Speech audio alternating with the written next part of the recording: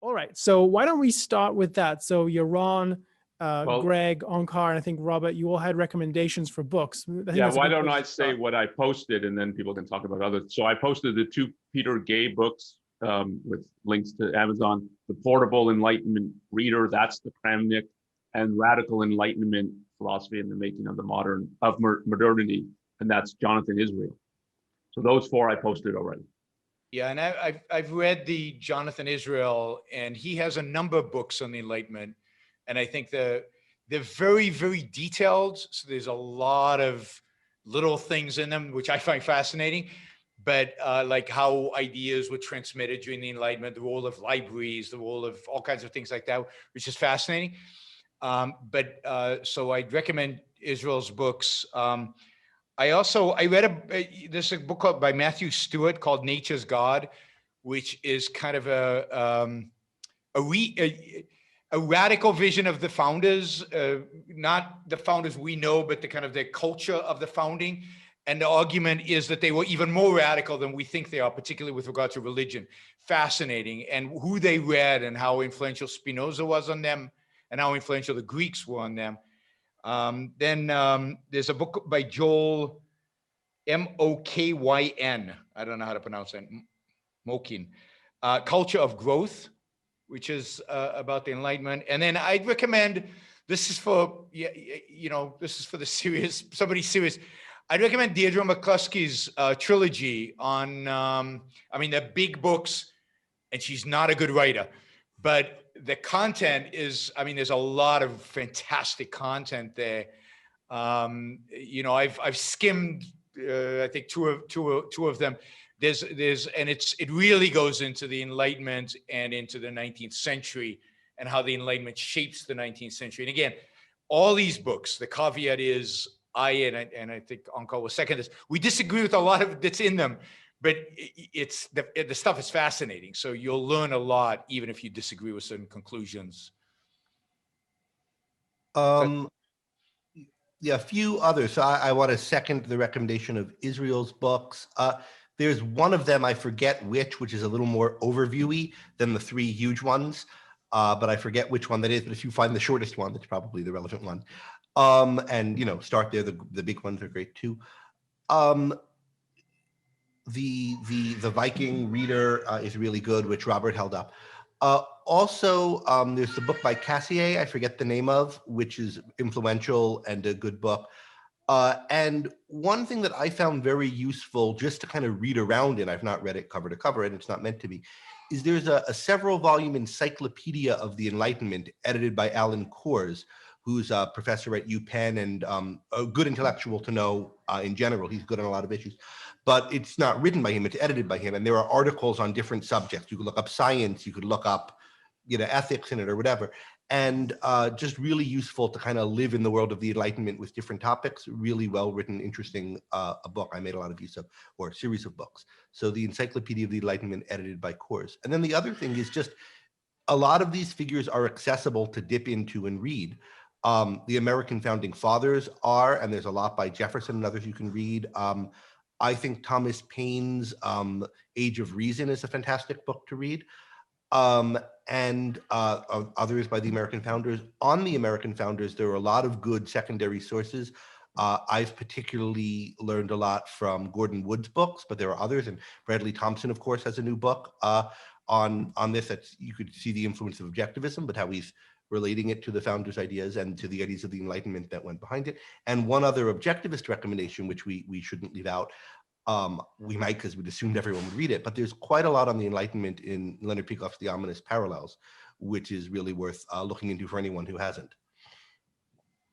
And there's at least one lecture by Alan Kors on the French Enlightenment, I think is available on YouTube, that is really interesting. Alan Kors is fantastic, and the French Enlightenment is not studied enough, but there's a lot of interesting ideas there. Oh, one other I should mention in that connection, I quoted a fair amount in my talk from the primary discourse to the encyclopedia, which was written by D'Alembert, and that's something you can get. A little bit of it's in the Viking Reader, but there's also, you can just get a book of it. And that's really worth reading and gives you a sense of the kind of audacious intellectual project these people had, the clarity they had about what they were doing, some of the things they weren't clear on, and the kind of historical scope of their thinking. All right. So we've got a lot of recommendations for people to go and explore. I hope you guys are energized. I'm going to try to get some of those later on. All right. So a couple of questions. I'm going to fuse them together. They're on the general topic of education. Were there Enlightenment thinkers that did work on education theory or how to educate? And then related to that is what can we learn from the Enlightenment in terms of whether educational institutions or practices that we can then apply to today? And I saw you nodding, Greg. Is it something you have thoughts about that you want to share, or I can open it to the group? I could name one or two things. I mean, famously, there's a work by Rousseau. Rousseau discusses education, but I think it's kind of counter-Enlightenment. It definitely is the way that he does it. There is a work by Locke on education. I forget the name of it, but it's, if you look up Locke education, you'll find it. And it's very good in terms of the need to foster independence and independent thinking in children. It's a sort of guide for parents, how to bring up and educate your kid. But I don't know of much institutional, like how to conduct a school, how to run a school, or curriculum, other than, of course, the early curriculum at the University of Virginia and the University of Pennsylvania, which were founded respectively by Thomas Jefferson and Benjamin Franklin. So for the American Enlightenment. I would just mention Rousseau's Emile, that's the name of the book. The story goes that it actually made Kant late in one of his walks where he was famous for always being on time. So yeah, I had a seminar on it in graduate school. It was, it's not an Enlightenment work, but I tend to think of Rousseau as particularly his first discourse, the Discourse on the Arts and Sciences, as a radically anti-Enlightenment figure. And I think at least in that work and in Emile, yeah, that's what I would say. Can I just add, I think there was a part of that question, Yaron, that you said was also about something like, what can, other than did any of the Enlightenment thinkers address education, what can we do, or something like that? And I would simply pick up on Yaron's having referred to the Royal Society, various societies of scholarship, just of interest in ideas and in serious study of this, that, or the other thing that really took off during the Enlightenment. And that's certainly the kind of thing that people can cultivate more easily than ever with people who are interested in similar areas. So we have a question about the French Revolution and comparing it to the American Revolution, but I'm going to add to it a little. The question is asking, the French Revolution is taken to be an embodiment of the Enlightenment, and yet there was the Reign of Terror, and it was a really horrific phenomenon. So maybe you guys, I don't know who's most keen to answer this question, but is it right to think of it as an expression of the Enlightenment? And if not, why? And how does the French Revolution compare to the American one intellectually? Do you want to take that one, Greg? I saw you nodding vigorously. Well, no, I've spoken. I mean, if anyone else has anything to say on it, I'd rather hear them, but I can say a word or two if not. I mean, I'll say a couple things. So I think in a sense, it's part Enlightenment and it's part anti-Enlightenment. It's coming at the end of the Enlightenment. I think, I forget who mentioned this in their talk. I think maybe Robert, you did, that the founding fathers of America are looking back to earlier thinkers in the Enlightenment, and particularly to Locke, I think is the central inspiration for the creation of America. Whereas the French are dealing with things closer to the contemporary. And Rousseau is one influence on the French Revolution. And I think you already see in the French Revolution the growing religiosity and as a mentality that the way that they're thinking about it, and it's not the rights to life, liberty, property, and the pursuit of happiness. They're more collectively framed liberté, égalité, fraternité, which is sort of brotherhood, is so you see the growing influence both of, I think, of religious content and of a religious mentality. It's much more now, it's the religion of reason, not reason as distinguished from faith and so on. so it's more, it necessarily then will be more authoritarian. And that's part of what I think you see in the French Revolution. So it's part of, as we've been talking about in the lectures, it's part of the tragedy of the Enlightenment, that it has really good ideas mixed with some bad ideas and some bad figures like Rousseau and Kant, but also just an inability to free themselves from a religious perspective. And I think that's what you see towards the end of the Enlightenment, that's starting to grow. And that has an influence in France that it doesn't have in America. And you might think, well, they're just a plane ride away. They're not a plane ride away at that time. There's a considerable difference between America and its culture. And it doesn't have to fight all the institutions that existed in Europe that the Enlightenment figures are fighting. So it's part of what's so great about America, and why I still think of Columbus. He's not an Enlightenment figure, but the discovery of America was so profoundly important, is it gave a territory where the Enlightenment ideas could take hold without having to fight centuries of Christianity and institutions set up by Christianity and what flowed out of that. So I want to take the prerogative as the moderator to ask you a follow-up about that. So I've heard conservative scholars who think of themselves as trying to express what is the true foundation of America, saying that the Enlightenment was the source of a kind of individualism that I don't think Ayn Rand would recognize. It's rooted in emotions and so on. Have you seen that kind of argument, and what do you make of it, if you have? I've seen that kind of argument. Yes. I mean, it's very big right now among the nationalist conservatives, the common good conservatives. There's a legal scholar out of Harvard who believes the Constitution should be interpreted in the sense of, in terms of common good. Out of First Things, which is the Catholic conservative journal.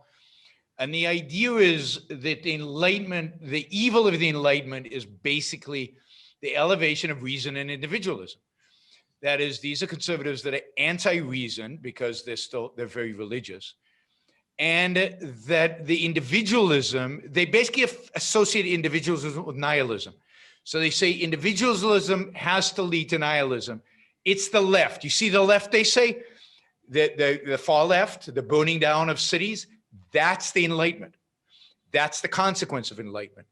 And they draw direct, so their enemy, and they're explicit about this. If you read Sahib Amari, who's a big shot in the conservative movement these days, or if you read, I forget the name of the law professor, it's his last name. Yeah. I mean, they're very explicit about the evils of individualism, which they associate with subjectivism and nihilism, and the over-reliance on reason, which again they associate with the left, with Marxism and so on. So it's there is definitely that interpretation on the right. It's very, very dangerous, and where they're heading with it is really, really bad, and it needs to be fought, because in the name of the Enlightenment, in the name of the promoting the positive values. That was Bork as well, I think. Yeah, Bork Slouching to Gomorrah, I think was the name of his book, and it's the same thing.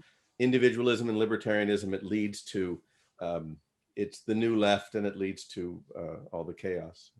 And isn't some of this also the people who love Edmund Burke and tradition, and right, those people? And I think David Brooks, who's such a confused figure today, regular columnist in the New York Times, he's among those who loves his Burke and tradition, and it's all communitarian as opposed to individualist, right? The individual is the problem, gets in the way of the community. And also there in their political view, you see this civic virtue is what's played up, and we only need freedom insofar as it will allow us to be good players in society, as opposed to individuals who are ends in ourselves. Yeah. So related to that, there's a question for you and for Tara, for Tara and Yaron.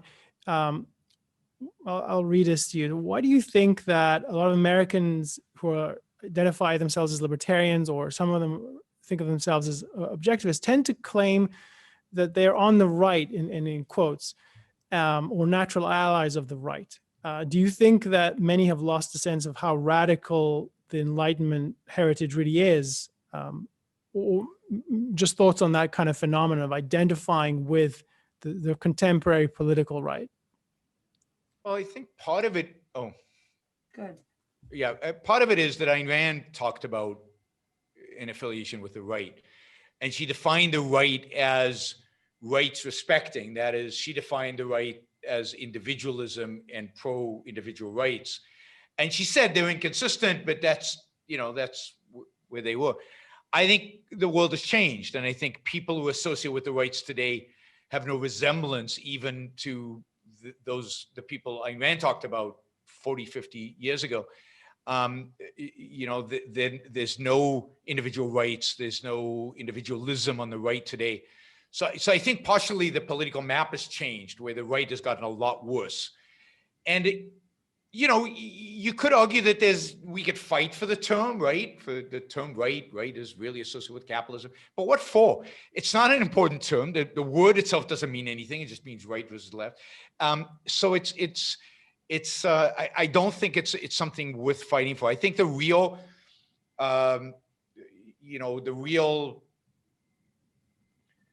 what is the word I'm looking for? Anyway, is collectivism versus individualism, not right versus left. And the right today is on the collectivist side. So you've got collectivists of the left and collectivists of the right, and individualists. And why people do this, I don't know. I mean, I've got my theories, but we'll leave it. Yeah, Tara. But I think in a sort of innocent explanation of why people do it is the right continues to be associated by many, even if not many of the right themselves these days, right?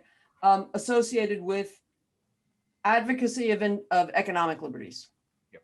And we certainly have, objectivism favors economic liberties among all liberties, right? But I think that's an affinity that just still won't go away in a lot of people's minds, including a lot of the critics of the right and of economic liberty. But I think that's part of the basis.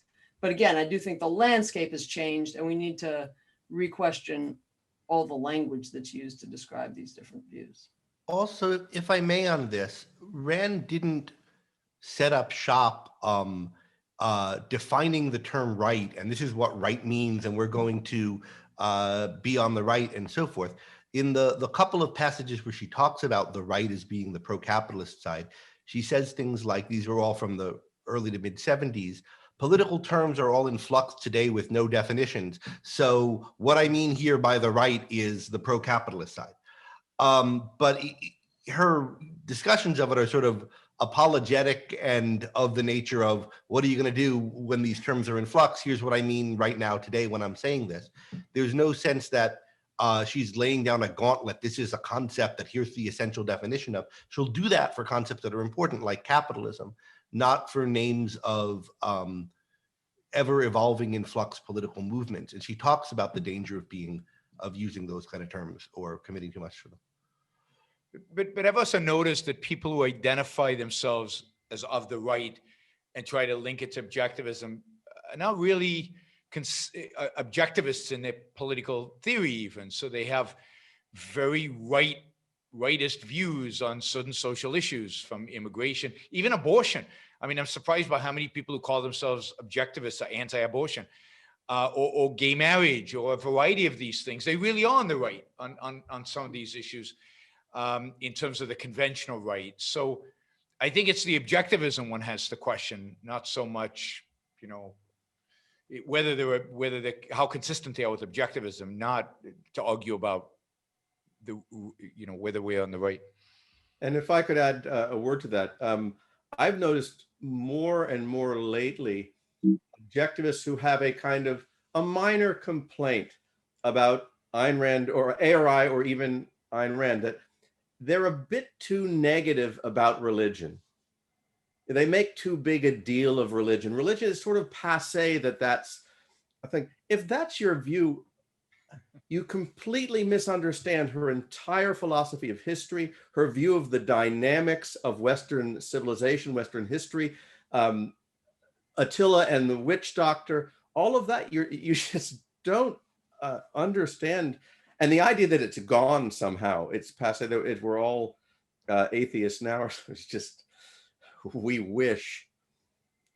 So let me Yeah. go on, Yaron. No, I mean, it's probably not worth it.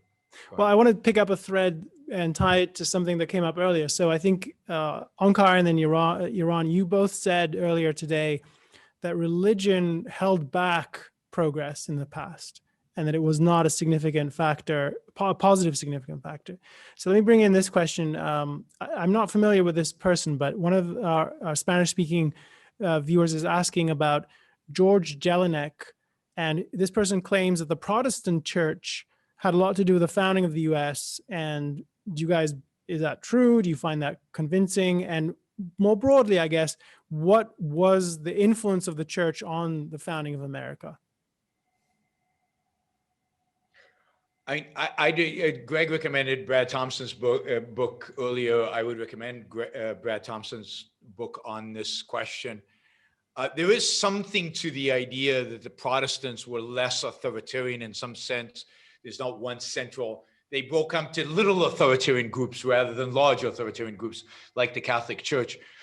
But the idea that Protestantism is related in any way to these Enlightenment ideas is, if you've read Luther and Calvin, if you've read anything by Luther and Calvin, you know that their perspective on individuals and human life is the opposite of the Enlightenment. Life is dreary, horrible, dark. It's, when you go to heaven, that's the real world. Here in this life, and you're deterministic. Both Calvin and Luther both believed that I think whether you go to heaven or hell is determined before you're born. So none of your actions matter. It's so ugly, the world that they portray, that it has no relationship to the Enlightenment. It frees individuals from the authority of the Pope and the Catholic authorities. And there's some value in that, because I think there's probably more people who then reject Christianity completely as a consequence of that. But beyond that, it has no positive intellectual content and value. One disagreement that's really in agreement with that. I mean, I think there is a relationship between the Protestant Reformation and Calvin and Luther and the Enlightenment. They have a role to play in scaring people off religion. I mean, Calvin is basically the al-Baghdadi of his day. He sets up a Taliban-like dictatorship in Geneva. There are all these other Puritan monsters, they ban dancing in England and so forth, that take over places, kill lots of people. There are civil wars going on all the time. And Yaron, you mentioned the 30 Years' War. And if you read Descartes, if you read Locke, they're very aware of this kind. I mean, these are the paradigm examples of enthusiasm, right? And some of these guys are Protestant, some of them are Catholic, I mean, the Enlightenment thinkers, but they're very aware of, boy, this religion thing can go too far. And this is a large part of why they're aware of it and why it's looming so large in their mind. I will say, just Ayn Rand did think, or at least at times she thought, that the Christian Bible and Jesus in particular had a spirit of individualism, and it was that kind of basic idea that had a role in infusing it in the West. And I don't know that she always thought that. There were certain periods in her life and certain moods where you see that come up, especially when she's trying to reach out to who she thinks might be better Christians. Like, is this the essential idea of Jesus? But then why did he compromise on it and betray it? You'll find that kind of writing in her work. I'm skeptical of that idea as a matter of history. I think you can find examples of it before Christianity. And when Christianity was in its heyday, you didn't find any of it, any pro-individuality. So I don't think it's really a causal force there. But certainly some people's more individualistic interpretations of Christianity had to do with their views of individualism. But I think that's stuff that was grafted onto Christianity, not any organic part of it. And there were some founding fathers were a lot more religious than others, but their really good work was despite their religion, not because of it. It wasn't what was moving them. And there were, Jonathan Edwards, I think he was around, wasn't he, during the time of the founding fathers? He's the, what's that sermon of his? Sinners in the hands of an angry God. So he's very much kind of that enthusiastic view, but he's not part of the American Revolution. Just let me say two things to echo some of what was said. So when you have the battle between the Protestants and the Catholics, one thing you see today of people who free themselves from religion, it's when they encounter another religion and they have the perspective of, yeah, well, that's all crazy. And then they can reflect on, well, but maybe the religious beliefs, their perspective on me is everything I think is crazy. And maybe there's something you can abstract, and maybe there's something about religion that is crazy. And I think when you see these two warring religions, it makes it much easier to form the idea that there's something problematic. It's not, well, we have to replace Catholicism with Protestantism or get rid of the Protestant. There's something with religion that is deeply problematic. And that's what they start to come to realize more and more. And then on Ayn Rand's view, I think what you brought up, Robert, is the central thing to think about of her lead essay For the New Intellectual and the interplay of Attila and the witch doctor. And you don't get the idea from that. It's a long essay. You don't get the idea there that Christianity's had some good things and a lot of bad things. It's essentially really, really bad. One addition is just that one of the authors who Yaron mentioned earlier as good on the Enlightenment, Kramnik, Kramnick, also has a book on the founding fathers and their views of religion. I forget the title completely, and he might be co-authored with someone else too, but Kramnik has a good book where you can learn a lot about the specific views of a lot of the founders and some of the religious figures who were really big and influential at the time as well.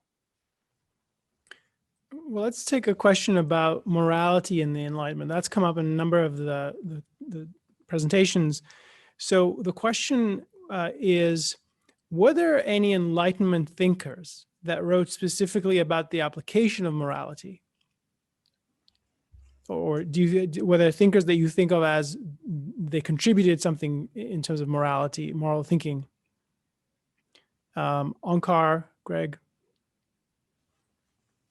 I mean, it depends what you mean by application, but even something like Adam Smith's theory of moral sentiments, that this kind of perspective is meant to be some practical advice in day-to-day living. If you mean by application, like what is its application to bioethics or something like that? No, I haven't read things like that. But if you think of its application widely to your living your life day to day, yes. And there are some insightful things, but I think what I've read of it is essentially Christian. And so I disagree with it. If you get to the level of someone like a Benjamin Franklin, who's giving life advice, in a sense it's moral, but it's not a moral system. There, I think you can find a lot of interesting things. And it's, again, this issue, there's so much good in the Enlightenment, but when they try to put it into a philosophical system, it all goes haywire. And so like, I would rather read Franklin than Adam Smith about advice for living life. I'd add a few things. Ben Franklin came to mind for me in his autobiography, on a discussion of virtues, enumerating them and advice on how to cultivate them. But again, not real moral theory. For real moral theory, not really, but there are some really great leads. So in particular, Locke, in his best moments on ethics, is fantastic. He says the whole of human virtue is in the love of truth, and the difference between being a lover of truth and someone who values the truth only for some other buy-in. In other words, you're trying to rationalize or BS yourself. And there are some passages from Locke on this that are, as good as anything, and really profound and right. But then when he tries to give a whole validation of it in the system, it falls apart. Other Enlightenment writers or semi-Enlightenment writers who wrote on ethics, Hume comes to mind, and I think Hume's a bad guy on ethics, particularly on the foundations of ethics. But if you look at his critical material on some other ethical systems, particularly on religious ethics, there's some good things in Hume. But no, it was an area where it was more, Hume says morality is more felt than thought of, and that's not true. But for the Enlightenment figures, I think in a way it was. They felt something right about ethics, but they couldn't articulate it. What do you guys think of Spinoza and his ethics? I think he's too stoic, and the Stoics are really bad. Can you just elaborate on that a bit, Greg? Because one of the questions I just posed about practical ethics, one of the aspects of the question was, in the realm of self-help books today, what you see is you get references to Stoics, you get Confucianism, who might be someone that could be drawn upon from the Enlightenment. So yeah, tell us a bit more about the Stoics and why you have that reaction, because I understand they were significant to the Enlightenment. I mean, the whole Greek tradition was the Stoics and the Epicureans both, neither of whom I think are any great shakes. But the Stoics extol virtue as the central thing in life, but then they don't, and the central thing that will bring you happiness, but then they don't have any content or standard to what virtue is. And it amounts to effectively a bunch of duties. And I think Spinoza is probably, in the end, better than them, but there's two, if you think of the structure of his ethics and how it works, it's too Stoic, it's egoistic in a kind of formal sense, but then everything's one big thing anyway, and you're just a part of it. So it's hard to understand how it's really a form of egoism. Where Spinoza is very good ethically, and this is also true of Locke, they're probably the best two of the period, is on the importance of freedom of thought and freedom of religion in particular, and the moral basis of that. So on the kinds of ethical issues that veer into the political, some of these thinkers are very good, but in terms of ethical life advice, less so. One other who's worth mentioning, though, is Francis Bacon, who I think of as a proto-Enlightenment figure and who is good on a number of ethical issues and a number of, in particular, really valuing industry and valuing production and the idea that we can change our lives by being, maybe as a species, but I think also as individuals, by learning and understanding the world. But he too has, pretty heavy doses of altruism in him, and I think all of them do. I was going to turn to another question unless people wanted to chime in on that. Okay, so Yaron, in your presentation, you mentioned that romantic love was, and just marrying someone that you choose it was a new phenomenon for most people in their experience, and we take it's now a common thing, we take it for granted. So maybe you can say a bit more about what is romantic love and Ayn Rand's conception of it specifically, just to enlighten that issue. Yeah, but for Rand, it is a response to values. It's a response, it's the highest response to your own values. It's a reflection in another human being of the things most important to you, the things that you value the most. It's a profound, deep, emotional response to your life, in a sense, to yourself reflected in the being of another person. So it's very individualistic. That's the sense in which, your response. It's not some other, it's not some list of things that people have to qualify. It's not such rationalistic things. It's a passionate response to the things that you deeply value. Right. It's highly selective. Right. And that's just an aspect of its being so individual. So even in that mirroring of, oh, this person shares values, it's not like, oh, good, there's a person who's just like me. It's not like that's what you're consciously thinking. But beneath whatever you're consciously thinking, what you're reacting to is, yeah, I value this kind of thing too. Yeah, I value that kind of thing too. So at subliminal levels as well as at conscious articulated levels. So I do think I'm not putting this well, but the selectivity that goes into, I like this, and the other thing about her, or, it's this combination that just works for me in a way. So it is highly selective, and that's a way of getting to express your individuality. And it's not like you're thinking, I want to express my individuality. I just want a person that's, great. You mentioned something, I forget the language, but you're responding to, it covers from the broadest abstraction to the smallest gesture or something like that in another person. So it's not, again, a set of virtues or political views or anything like that. It's very complicated, very complex, and very personal. And it's a sense of life issue, of course. I just want to pick up on, sorry. Can I just say, and this is where Gershwin had it right. It's the way you wear your hat. And if you don't know that song, I sorry. think I may have interrupted Onkar if he was. Oh, I'm sorry. I think I did the same thing. But before we bring you in, Onkar, because I want to tie this into something you've talked about in another context. So you said it's captured by this idea of a sense of life. So maybe you, Robert, and then or Onkar, just give us just a capsule. What is that? Because that's a specific conception Ayn Rand introduces. It's not a common view. Just give us an introduction. What is a sense of life? And then I want to tie it to something connected to the Enlightenment. I'll let Onkar do that, and then he can Okay. he can talk about what I interrupted him. Oh, actually, let me make the first point that I wanted to make, because it's which is that to say that the romantic love as a form and a deeply important form of individualism is a modern phenomenon, and it coming out of the Enlightenment.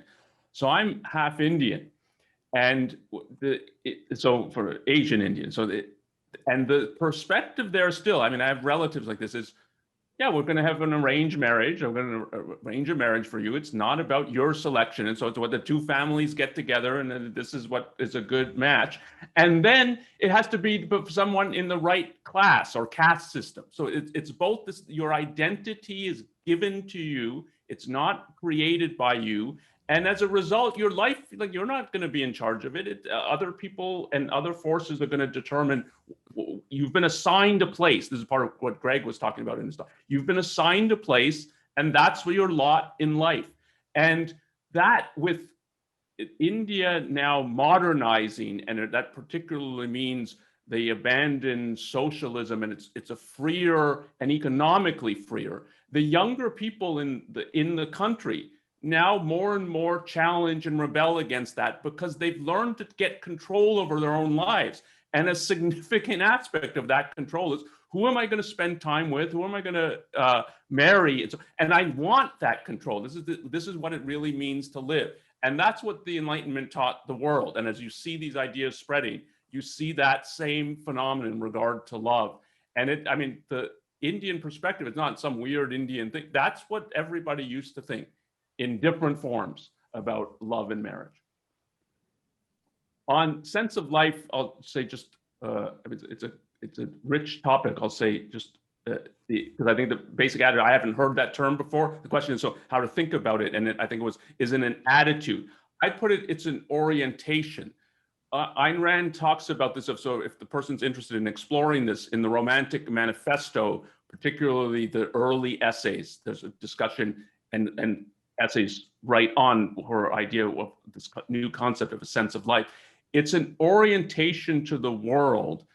It's an implicit worldview, but especially it's an implicit view of the basic nature of reality. So she called it a preconceptual equivalent of metaphysics. And if I go back to my talk yesterday, the metaphysics is having a basic view of, this is the world I'm in. This is the nature of reality that I'm going to have to learn to cope with. And so the religious view is a view that it's like, this world is a vale of tears. It's full of contradictions. I'm trying to get out of it. I'm trying to shed my body to get to another realm and a supposed heaven. And so you can have that as a very conscious, explicit philosophy, theology, talking about it and so on.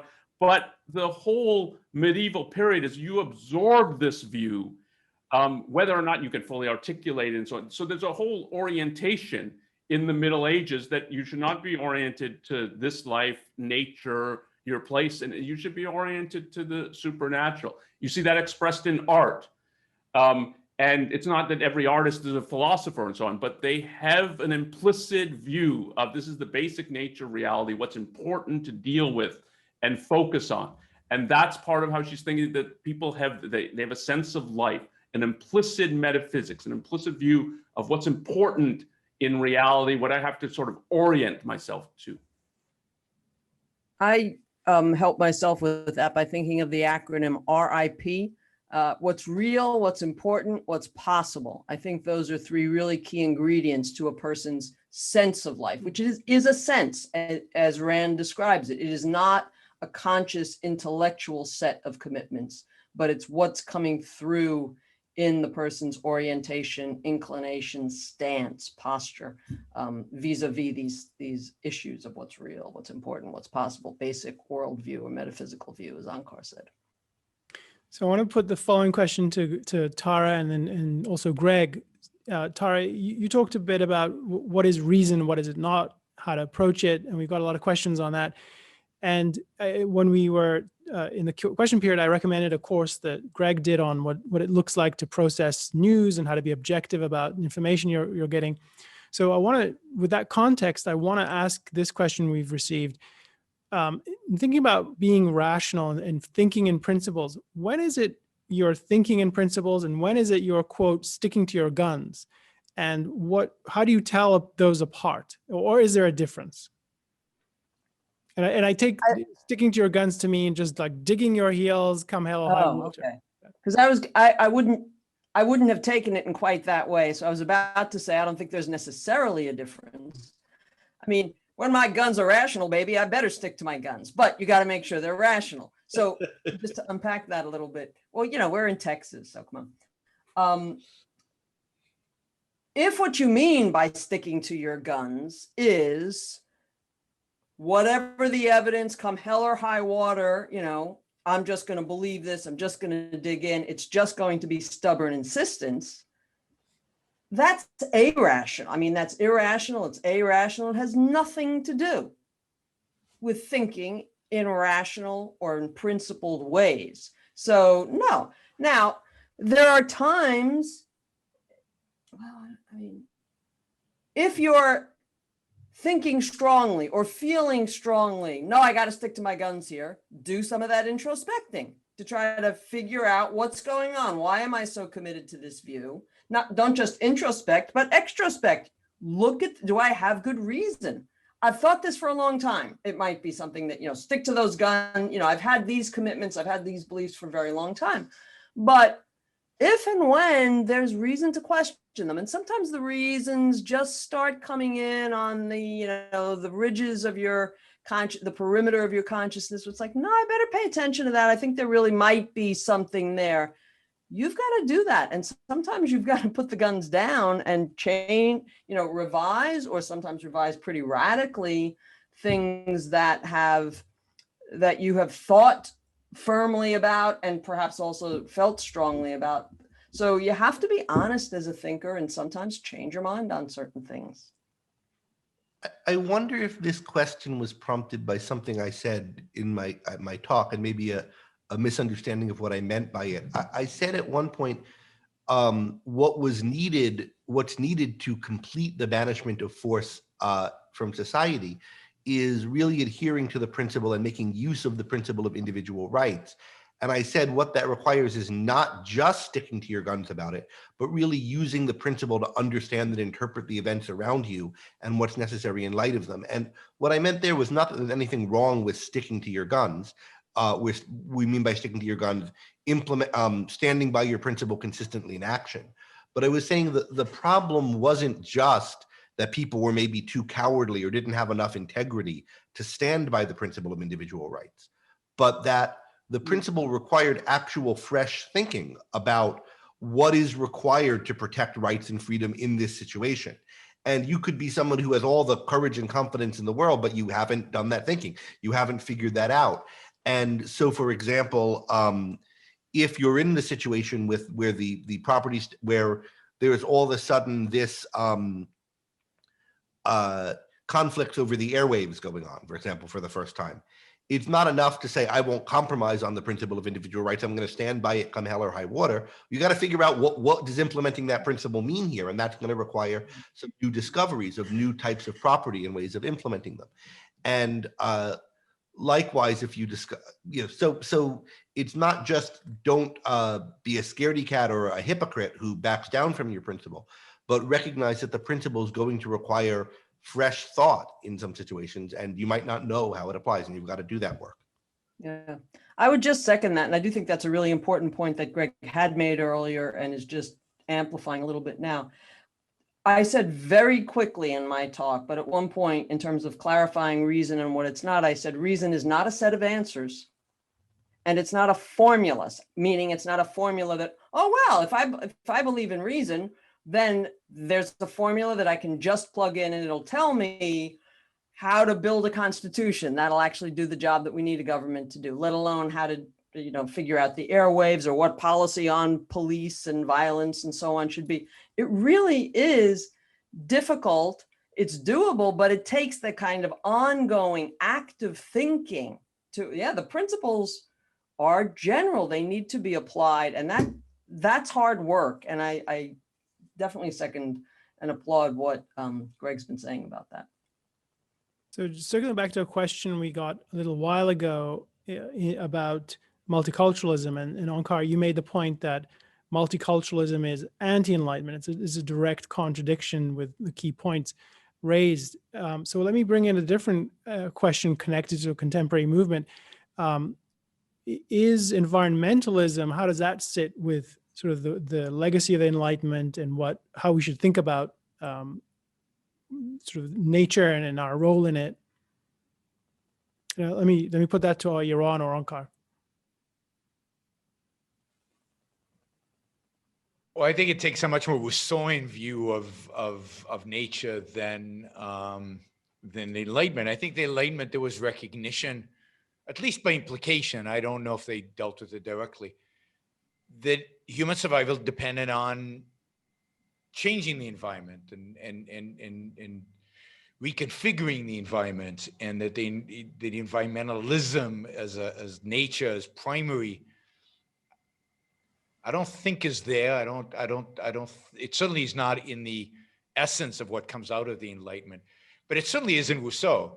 I mean, man is a destructive force, and human institutions are destructive forces in Rousseau. And if only we could get back to just living as one with nature. And I think the environmentalist movement is I think generally the left is very influenced by Rousseau. The far left, and he's a very influential, and it's sad that he is lumped in with the rest of the Enlightenment figures, because I really do think he's an anti-Enlightenment in every aspect. Okay. If people want to read about this, so Ayn Rand's collection of essays was originally titled "The New Left: The Anti-Industrial Revolution." And she's writing when this movement, certainly in the US, is gaining prominence, and it was called early on the ecology movement. So that's what she's talking about. And she has an essay, The Anti-Industrial Revolution, that is really situates it as it's anti-enlightenment, that the transition from the old left to the new left is them having to abandon, at least as a crusading ideal, communism and socialism, that certainly after World War II and then the aftermath of World War II, the Soviet bloc, and it's utter destruction and death, economic destruction and millions of deaths, that this socialism, communism as an ideal and as scientific, is nobody can seriously hold that. And there had two options. One option is to really rethink, like, why did we think this was an ideal? Look what it's led to. We have to check our premises and radically rethink our ideas.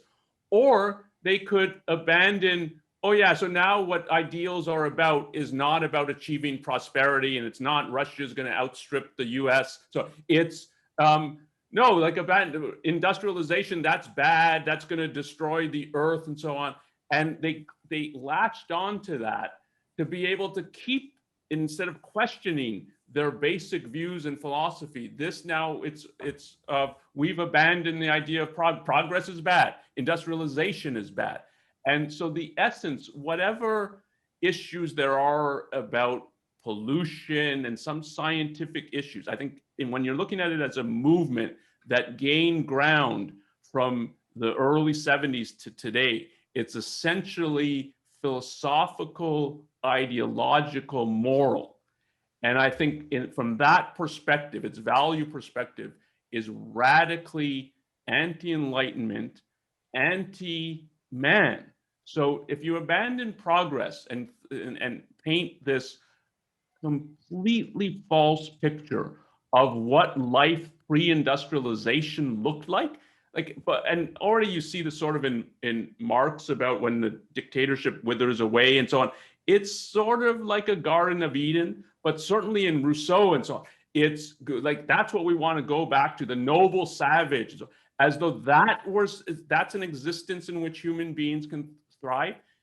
It's a total joke. I mean, nobody can really think that that is when human beings flourish. And if that becomes the way you think, like that's what we want to get to, that's the ideal. Don't interfere with nature. The whole, if the Enlightenment is nature to be commanded must be obeyed, the commanded is we're going to rearrange and transform the world. And if now you've got a movement saying, no, that's a sin, you can't, I mean, it's hard to get lower than that. And it's so anti-Enlightenment and everything the Enlightenment brought. And they have the same contradiction as religion did. That is, they want to try to live a life and practice these ideals. So you get environmentalists who imagine a world where there'll be internet and phones and, I don't know, cars or public transportation, but it'll all be wind powered and it's just impossible. And they think they have science on their side, and that, I mean, that connects to a question that you were asked earlier about the Silicon Valley and voting left and things of that sort. I'll just add that for many environmentalists, not all, but for many, and many have also remarked on this, it has become a secular form of faith, right? The faith, the religiosity of the environmentalists, of many of them, has been much remarked upon. And I think, yeah, Onkar's point is related to a theme that I think Robert Mayhew has hit upon a few times today, how a wrong-headed moral idea or ideal will really screw up your thinking or point you in a certain direction. So if, no, man is evil, according to many of the environmentalists, capitalism is evil. So we'll advocate whatever it takes to be against those things, even in the face of counter evidence. So that explains, I think, some of the assertion of faith. No, we want to believe this, the emotionalism again. Yeah, the perfect symbol to me is Elizabeth Warren saying, I believe in science. I mean, it sounds like the Nicene Creed, I believe in one God, but it's the faith now. And then you have a weird little Swede who's like their Joan of Arc. Let me put this to Yaron. Yaron, can you give us, are there, so I know you already, you love art in various forms and it came up in your presentation.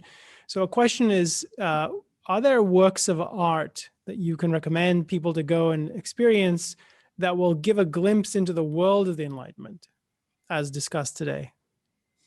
Are there such works? I know there are. Let's see if anything comes to mind. Onkar, you look like you've got something. Yeah, I was going to say, I mean, I don't know if something that gives you sort of the whole world view, but something like Mozart's A Marriage of Figaro it's an Enlightenment kind of perspective. It's the challenge to that you have assigned places. It's sort of a ridiculing of aristocracy and so on. And that's very Enlightenment in spirit, I think. And it has a benevolence to it. That is one that comes to mind that I think of, like, this is quintessentially Enlightenment. And that was based on a play by Beaumarchand, and the French Enlightenment playwrights are terrific. And I've only discovered that in the last few years, going to the theater, seeing Molière, I mean, Tartuffe, and a lot of these plays are really superb.